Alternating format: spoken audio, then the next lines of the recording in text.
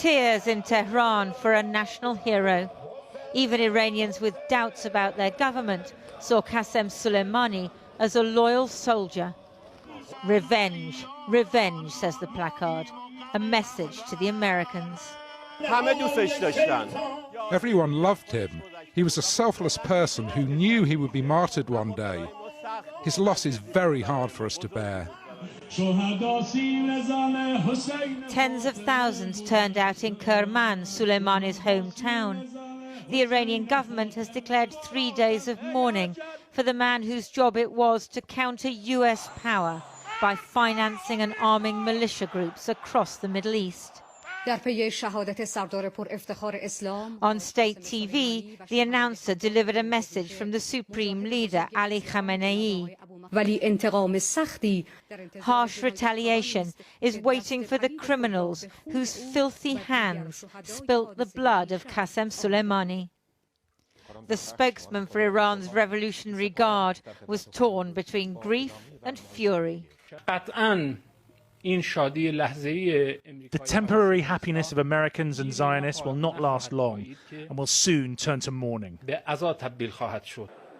The leader of Friday prayers in Tehran was even more blood-curdling. We will take such revenge on them that their bright days will turn to dark night. Death to America, responded the crowd. They chant that by rote, but today it has more meaning. In the early hours of this morning, Iraqis saw a fireball near Baghdad airport caused by the drone strike that killed Soleimani and several others, including General Mohandes, the Iraqi who headed the militia Soleimani sponsored. Soleimani has long been in the American sights. He was renowned as a quietly charismatic super spy and military commander, dedicated to extending Iranian power across the region. He, rather than an Iraqi, was in ultimate command of the militia which defeated the Islamic State in Iraq in 2017. Then Iran and the US were unusually on the same side. But he's also blamed for proliferating a special kind of improvised explosive device that killed hundreds of US and British soldiers after the US invasion of Iraq in 2003. Previous American presidents feared the consequences of killing him. In the last few days, Iranian-sponsored militia attacked the US embassy in Baghdad. No one was killed, but Americans and their allies are vulnerable now. Iran could retaliate across the Middle East. The Quds force that Soleimani headed not only sponsors militia in Iraq, which could attack US and allied troops there, but also arms militia in Syria, and Hezbollah in Lebanon, which could target Israel, as well as Houthi rebels in Yemen, which might fire rockets at Saudi Arabia. Israeli forces are on heightened alert today on both the Syrian and Lebanese borders, and Prime Minister Benjamin Netanyahu came back to Tel Aviv early from a trip to Greece. President Trump deserves all the credit for acting swiftly, forcefully, decisively. Israel stands with the United States. But Iraqis fear what's in store. Young people protesting about corruption and Iranian influence know they're just pawns in a chess game with their country as the board. Iraq's most important cleric feels the same. The unfortunate incidents that Baghdad witnessed during the past days led to the brutal attack near its international airport last night, which represents a blatant violation of Iraqi sovereignty and a violation of international conventions. This is all that remains of the car that carried Qassem Soleimani. The consequences of his assassination could be felt for years to come. Lindsay Hilson reporting. Well, amid calls for restraint across the world, in Washington, leading Democrats called it a dangerous escalation, which could leave the US on the brink of another major conflict. Iraq swiftly condemned the killing, while Turkey warned it could hurt peace and stability across the entire region. In a moment, we'll be speaking to our foreign affairs correspondent, Jonathan Rugman, in Beirut. But first, here's our Washington correspondent, Siobhan Kennedy. Siobhan. Well, Matt, in the past half an hour, the US has announced it will send a further 3,500 troops to the Middle East. This on top of increased deployments in the past 24 hours and a build-up of troops there since May. And this all from a president whose stated aim is to pull forces out of the region. Hundreds of US troops arrive in Kuwait yesterday, an immediate response force, the US said, amid heightened concerns about Iranian aggression. Hours later, 3 American rockets target Baghdad airport, killing Iran's most respected military leader, Qasem Soleimani. Before any official confirmation, President Trump tweeted, no words, just this. Then, minutes later, the first 6 words of the Pentagon's official statement, at the direction of the president. It went on to explain the justification. General Soleimani was actively developing plans to attack American diplomats and service members in Iraq and throughout the region. General Soleimani and his Quds force were responsible for the deaths of hundreds of American and coalition service members and the wounding of thousands more. The statement ends ominously. The strike was aimed at deterring future Iranian attack plans. The risk of doing nothing was enormous.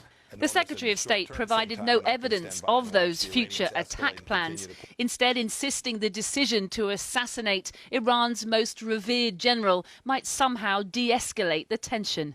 We don't seek war with Iran, but we at the same time are not going to stand by and watch the Iranians escalate and continue to put American lives at risk without responding in a way that disrupts, defends, deters, and creates an opportunity to de-escalate the situation. Other administrations had long identified Soleimani as a target but didn't act. P.J. Crowley worked in President Obama's State Department. This was a legitimate military target, and the president chose to take this action. The question is not whether it's politically motivated. The question is whether there's a strategy behind it. Do you think it's likely that President Trump has thought this through in his head? I think it's highly likely that this was a one-time, short-term action. You know, Soleimani is a bad hombre, let's take him out. He doesn't think 3 steps ahead. So I think that here's where we are. And here's how we got here. President Trump announced the US would pull out of the Iran nuclear deal in 2018, adopting instead a strategy of maximum pressure with crippling sanctions. That summer, Soleimani addressed Trump's threats directly. We are near you where you can't even imagine. Come, we are ready. If you begin the war, we will end the war. You know that this war will destroy all that you possess. Even answering the president's Game of Thrones "sanctions are coming" meme with one of his own, I will stand against you. In May and June last year, the US blamed Iran for attacks on oil tankers in the Gulf. Iran then downed a US drone, and pulling back from the brink, President Trump called off a retaliatory strike at the 11th hour. And this week, the US embassy in Baghdad came under siege, attacked by supporters of an Iran-backed militia. Ironically, President Trump's stated aim is to withdraw from what he calls endless wars. His taunts in 2011 about President Obama have today come back to haunt him. Our president will start a war with Iran because he has absolutely no ability to negotiate. He's weak and he's ineffective. So the only way he figures that he's going to get reelected, and as sure as you're sitting there, is to start a war with Iran. President Obama's vice president and President Trump's 2020 rival says a stick of dynamite has been tossed into a tinderbox. This is and was an enormous escalation, and it follows a string of dubious actions that President Trump has taken that have drastically increased the prospects and the risk of war with Iran and danger to Americans. From his Palm Beach resort, Donald Trump is tweeting. Killing Soleimani, he says, is ultimately all about protecting American citizens. It's a decision he's happy to own, but he will also own the consequences of what happens next.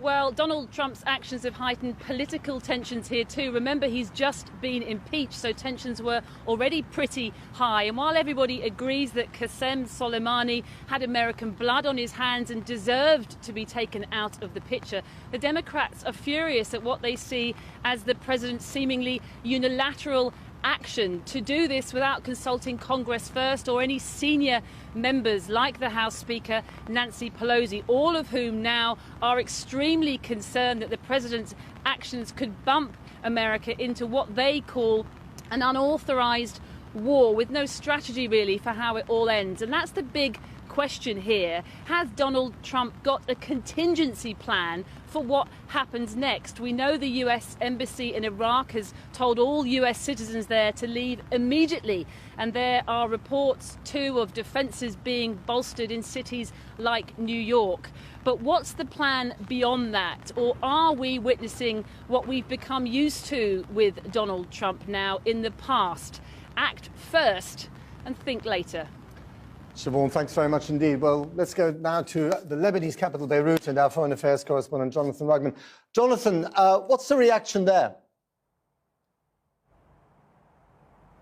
Well, I think the talk is not of diplomacy, Matt. The talk is of revenge. Sheikh Hassan Nasrallah, the spiritual leader of Hezbollah, the Shia group in southern Beirut, has talked of revenge, echoing statements by Ayatollah Khamenei in Tehran itself. We should probably take those with a bit of a pinch of salt. What that actually means, well, a possible Hezbollah attack on the Israeli border, but those attacks have not proved very successful in the past, and you can be sure that the Israelis will respond with force. I think more likely is a response of some kind, definitely, because I think a red line has been crossed in Tehran.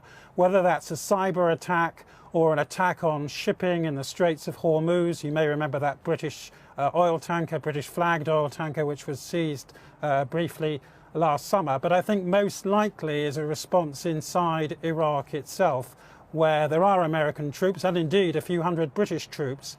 And you have to remember that there were Iranian proxy militia travelling with Qasem Soleimani from Baghdad airport, and they will be the ones seeking revenge first and foremost. Although the irony is that the person who would probably be most involved in planning for a response to this US attack is, of course, Qasem Soleimani himself, who is now dead. You mentioned the British troops there, Jonathan. We also know that the British government wasn't told about this airstrike before it took place. What do you think the British response to all this will be?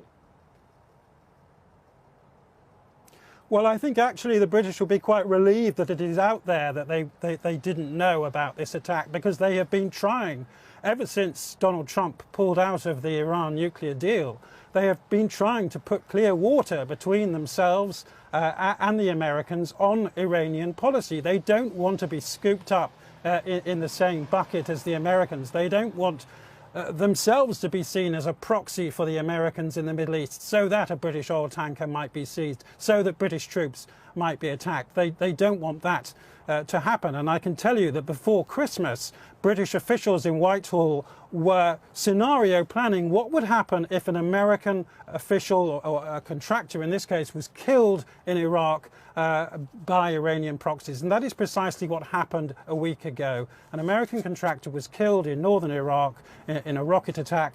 The situation then escalated with that two-day siege on the US embassy in Baghdad. And for the Americans, this is a red line, which has clearly been crossed, just as the death of Qassem Soleimani is a red line for the Iranians. So the British feared this situation was coming. Whether the clear water they've been trying to put between themselves and the Americans is enough to defend their interests is a different question. And the Iranians can strike anywhere across the world. I mean, it is well known, it's been known by intelligence agencies for years, that they have sleeper cells. I can tell you, for example, in the approach to the 2012 Olympics in London, when there was increased tension between Israel and Iran, the fear among British officials was that an Iranian sleeper cell would be activated in London itself. So this response will be of Iran's choosing, and we don't know what form it will take or indeed when it will take place.